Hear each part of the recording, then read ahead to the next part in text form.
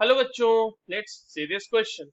In the formation of compound between two atoms P and R, P loses two electrons and R gains one electron.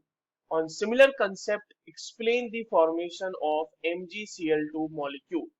तो चलिए इस question को solve करते हैं बच्चों। और सबसे पहले तो ये देखते हैं कि इस क्वेश्चन को सॉल्व करने के लिए हमारे पास कौन से की कॉन्सेप्ट की जानकारी होनी चाहिए।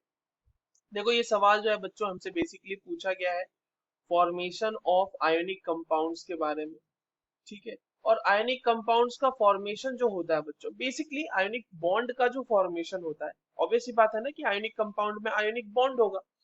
और आयोनिक बॉन्ड का फॉर्मेशन कैसा होता है बच्चों? It takes place it takes place with loss and gain of electrons. ठीक है। यही हमें कहा भी जा रहा है कि एक एलिमेंट इलेक्ट्रॉन गेन कर रहा है और एक इलेक्ट्रॉन इलेक्ट्रॉन लूज कर रहा है, गेन ऑफ इलेक्ट्रॉन्स। अब MgCl2 का हमें एक्सप्लेन करना है फॉर्मेशन, तो चलिए MgCl2 को एक्सप्लेन करते हैं। अगर हम मैग्नीशियम की बात करें तो मैग्नीशियम जो होता है 12 होता है उसका एटॉमिक नंबर। तो उसके अंदर कितने इलेक्ट्रॉन्स होंगे बच्चों? 12 इलेक्ट्रॉन्स होंगे। तो इसका कन्फिग्रेशन होता है 282। आउटर मोस्ट शेल के कन्फिग्रेशन को पकड़ के चलना है हमें। तो देखिए आपको दिख रहा है कि दो इलेक्ट्रॉन है इसके आगे। तो यहाँ पर से ये दोनों इलेक्ट्रॉन अपना लूज करेगा, ये बना देगा Mg2+। कन्फिग्रेशन हो गया 28 और साथ में इलेक्ट्रॉन इसने लूज कर दिया 2। अब देखिए बेसिकली पूरा का पूरा फंडा जो है ना बच्चों किसी भी बॉन्ड फॉर्मेशन का, that depends on the formation of octet. Octet complete करने का मतलब कि उसके आउटर मोस्ट शेल में 8 इलेक्ट्रॉन आ जाने चाहिए। तो देखो Mg2 के आ गए, तो यस इसीलिए वो बॉन्ड फॉर्मेशन कर भी रहा है। सिमिलरली अगर हम क्लोरीन की बात करें तो क्लोरीन का एटॉमिक नंबर होता है 17 यानी 17। तो उसका इलेक्ट्रॉनिक कन्फिग्रेशन हो जाएगा 287। अब ये क्या करता है? ये एक इलेक्ट्रॉन गेन करता है। ये इलेक्ट्रॉन गेन करके क्या बनाएगा? ये बनाएगा Cl-। इसका कन्फिग्रेशन अब हो जाएगा 288। आप देख पा रहे हैं बाहर वाले शेल में फिर से 8 इलेक्ट्रॉन की कन्फिग्रेशन आ गई, ऑक्टेट कंप्लीट हो रहा है इसका भी।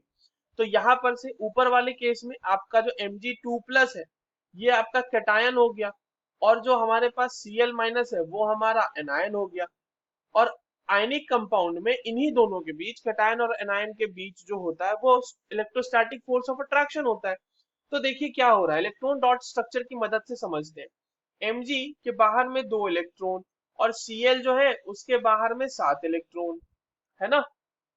इस तरह से ड्रॉ कर लेते हैं।